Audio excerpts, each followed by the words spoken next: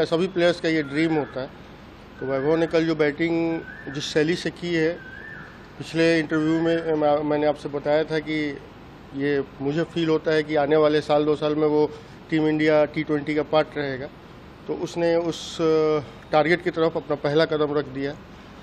ये आक्रामक शैली और जिस तरीके का खेल उन्होंने दिखाया, इतना छोटा बच्चा उस टॉप लीग में इतने बड़े बड़े प्लेयर्स के अगेंस्ट इतना कॉन्फिडेंट और अकॉर्डिंग टू सिचुएशनल डिमांड वो खेल रहा था, वो काबिल तारीफ था। और एज ए कोच मेरे लिए तो ये बहुत ही गर्व की बात है।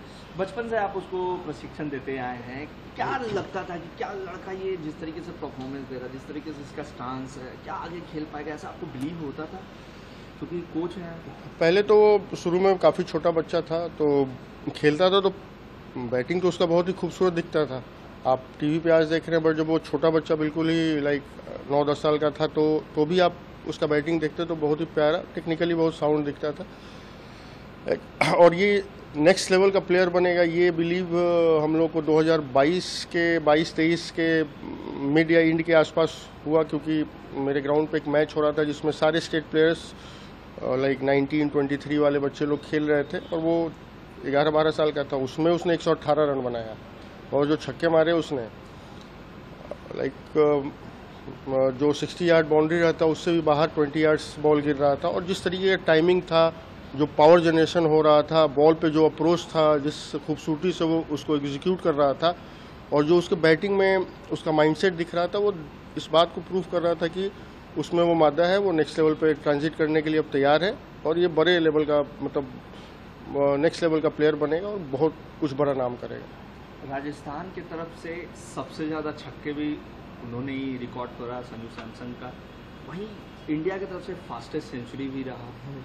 कल जिस तरीके का परफॉर्मेंस था, एज अ कोच आपको कितना गर्व हो रहा था, क्योंकि लगातार छक्के, राशिद खान जैसे बॉलर को छक्का मार के सेंचुरी बनाना, ये तो बोलिए एक तरीके से बॉल टू बॉल मैं रेयरली मैच देखता हूँ, लेकिन राजस्थान रॉयल्स के साथ तो जुड़ाव ऐसा हो गया कि मेरा खुद का बच्चा खेल रहा है वहाँ पे, तो टीवी से तो नज़र नहीं हटता है और हर एक बॉल में दिल का धड़कन उतना ही बढ़ा रहता है।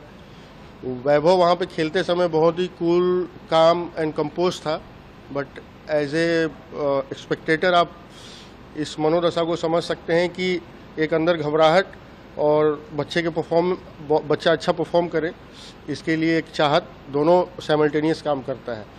तो जब मैच देख रहा था तो आदमी इमोशनल भी हो रहा था, जैसे जैसा वो 100 के करीब पहुंच रहा था, लाइक ये ड्रीम कम ट्रू था। उसने पहला बॉल जो मारा छक्का मोहम्मद सिराज को, वो उस शॉट का टाइमिंग, उस शॉट का अप्रोच और जो गेम था उस समय, धड़कन तो उसी समय बहुत तेज़ हो गई थी।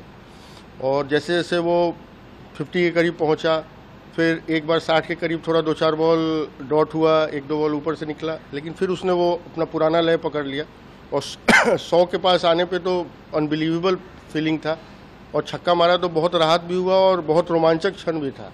3 छक्के 100 से पहले उन्होंने 3 छक्के लगाए तभी 100 के पास पहुंचे, 80, 94 और 100। हाँ।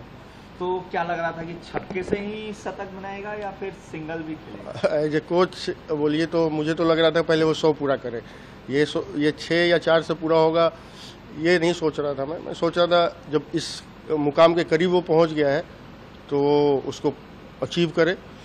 और यही तो वैभव की खासियत है कि जो उसकी शैली है वो नहीं बदलता है, वो किसी भी लेवल पे खेला है, हमेशा उससे बात होती रही है, तो वो उसका जो नेचुरल इंस्टिंक्ट है, जो उसका अप्रोच है, जिस एग्रेसिव टेंडेंसी से वो खेलता है, वो इस बात को नहीं देखता है कि सामने बॉलर कौन है और क्या सिचुएशन है। उसको लगता है यदि बॉल लूज़ है तो वो उसके मेरिट पे उसको पनिश करता है, अच्छी बॉल को वो सम्मान देता है। ये उसका शुरू से ही बैटिंग का वो टेंडेंसी रहा है।